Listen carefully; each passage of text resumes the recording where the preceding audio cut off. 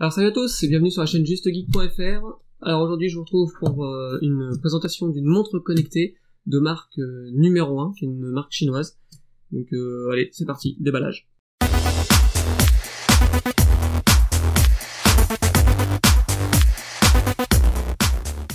Alors, la montre D6 de numéro 1 possède de nombreuses fonctionnalités, comme le montrent les icônes présentes sur la boîte. Au niveau de ses caractéristiques, elle embarque un processeur Mediatek quad-core, un écran de forme rectangulaire de 1,63 pouces affichant une résolution de 320 par 320, une ROM de 8 Go ainsi que 1 Go de RAM, ce qui est plutôt pas mal. Elle possède un slot pour une carte SIM compatible 2G et 3G. Au niveau de sa communication, la montre est compatible Bluetooth 4 et également Wi-Fi. Elle dispose en plus d'un capteur de fréquence cardiaque et d'un GPS. Alors la grosse particularité de cette montre, c'est qu'elle fonctionne sous Android.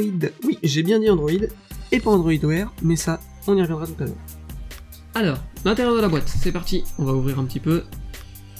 Alors ceux qui ont vu la vidéo déballage l'ont déjà vu, donc voilà, on a un petit coffret dans lequel tient la montre. Alors elle est pas super bien calée, mais elle est protégée, c'est l'essentiel. Donc on a la montre qui a une forme un peu rectangulaire, qui rappelle un petit peu les premières LG G-Watch. Sur le côté de la montre, on a un petit bouton qui servira certainement à allumer et éteindre l'écran, on verra les fonctionnalités après. Alors à l'arrière de la montre, donc on aura un capteur de fréquence cardiaque, donc ça c'est un petit peu le capteur à la mode sur les montres connectées, qui est on va dire un capteur assez sympa, et également la connectique donc pour la recharge. Donc on va passer un petit peu sur le côté, on va passer à la suite de la boîte. Alors, on a un chargeur qui est bien évidemment USB, avec la connectique un peu spéciale qui est censée être aimantée, donc qui vous permettra de recharger la montre. Alors le côté aimanté, bon il est assez moyen, c'est-à-dire que ça aimante pas très très fort. Ça tient bien, ça tient, et si je lève comme ça tient pas, bon. Alors je retire ce que j'ai dit, ça tient moyennement on va dire. Voilà, c'est le côté contacteur est très léger, donc à faire attention à bien le positionner et à faire attention qu'il ne bouge pas. Alors avec dans la boîte on a également un beau petit stylet, donc, qui permettra de naviguer dans la montre. Honnêtement, à l'avoir dans les mains comme ça, il fait vraiment qu'un caille quoi, c'est un petit stylet plastoc. Bon. Est-ce qu'il sera utile ou pas? Parce que honnêtement je me vois mal dans la journée utiliser le stylet pour utiliser la montre, mais bon, on verra par la suite, peut-être qu'il s'avérera indispensable. Alors on a également un petit manuel d'utilisation, un manuel qui est donc uniquement en anglais, voilà, donc il va falloir parler un petit peu la langue de Shakespeare si vous avez besoin d'aide. Alors étant donné que le capot de la montre s'ouvre, on va avoir donc un coin qui va être un petit peu différent, qui va nous permettre d'ouvrir la montre, c'est ce coin-ci en fait, à cet endroit-là. Alors vous voyez peut-être pas forcément bien sur la vidéo, en fait ici on a une petite encoche qui nous permettra donc de glisser un ongle pour ouvrir le capot de la montre. Alors une fois que celle-ci est ouverte, donc on constate qu'on a une batterie qui en fait peut être enlevée et certainement démontée dans une ESA connectique. Alors, on a ici un emplacement pour micro SIM. Alors, micro SIM, c'est ce qui est annoncé, parce que vous voyez que je tiens dans la main ici une carte micro SIM, et en fait, si vous voulez la mettre, vous apercevez que c'est bien trop grand. Alors en fait, utiliser une carte au format nano SIM, que vous pourrez cette fois placer dans le logement.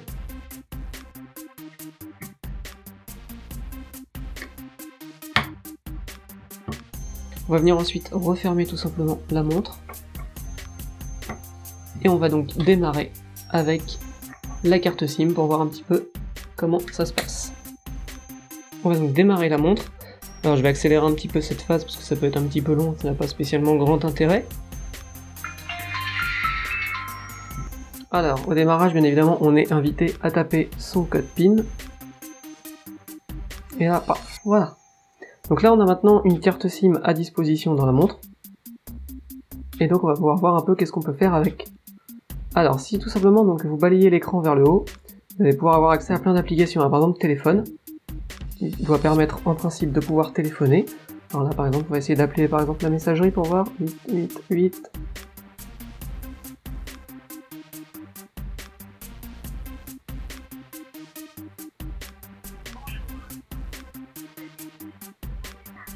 Donc on a ici accès également à un journal d'appel, donc c'est vraiment comme sur un vrai téléphone, hein. Comme sur un téléphone. On a également la possibilité de voir les SMS, alors ici on n'a aucune conversation, mais on pourrait très bien entrer donc une conversation en entrant par exemple coucou.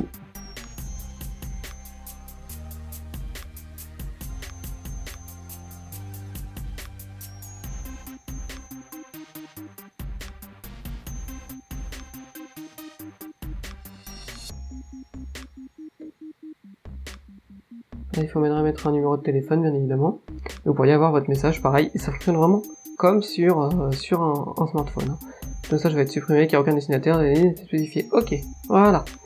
Ensuite, alors... Donc ça, c'était pour les deux premières choses. Ensuite, on a l'accès aux différents paramètres. Alors, on a les paramètres de la carte SIM. Donc, il a bien détecté que c'était un réseau Orange, etc. Il a bien mis tous les paramètres qui vont bien. Au niveau du son, on peut régler, comme sur un Android, hein, volume des sonneries, volume de l'alarme, etc.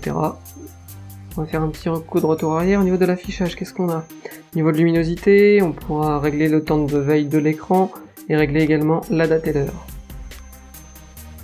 La sécurité, activer ou non les sources inconnues, selon si vous voulez installer des APK, vous pourrez activer, désactiver ça. Langue et saisie, là vous allez avoir les paramètres de langue, de clavier.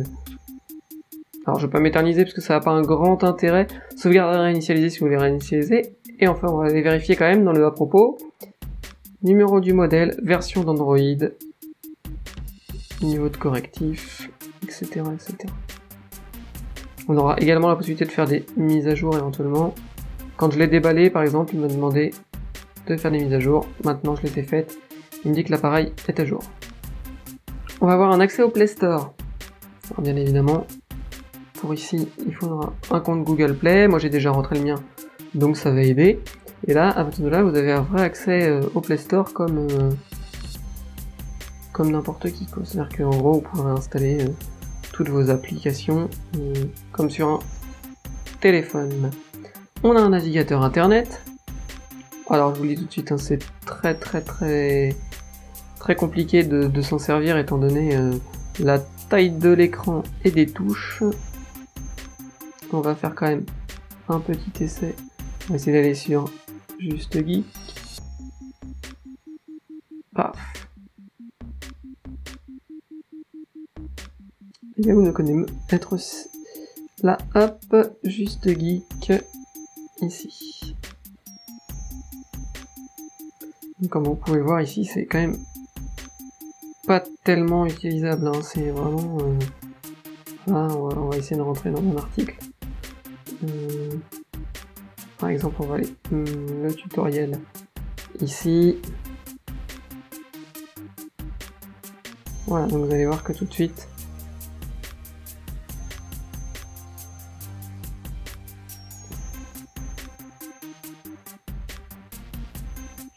vous voyez que ça devient tout de suite très compliqué parce que c'est quand même écrit très petit. Voilà.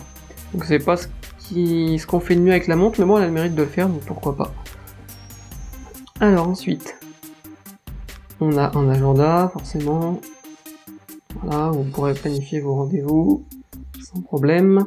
Des alarmes, c'est sympa pour être réveillé. Des emails, donc éventuellement vous pouvez configurer un compte email. Alors je l'ai pas fait, mais vous pouvez configurer un compte de messagerie, hein, comme sur n'importe quel Android. Ensuite, on aura une galerie qui nous permettra d'explorer les éventuelles images. Ici, on n'en a pas. La musique, qui nous permettra de lire de la musique. Il n'y en a pas dessus non plus. Un magnétophone pour vous enregistrer. On a une application Maps qui va nous permettre d'avoir une carte. Hein. C'est l'application Maps comme sur un téléphone.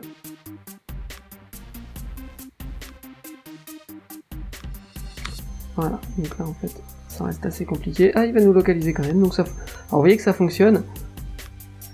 C'est quand même assez limite, on voit pas des masses quand même sur la carte. Ça reste vraiment petit. Une calculatrice, l'accès au téléchargement, des applications comme Facebook, Twitter, etc. Un pédomètre qui va vous permettre de calculer vos pas.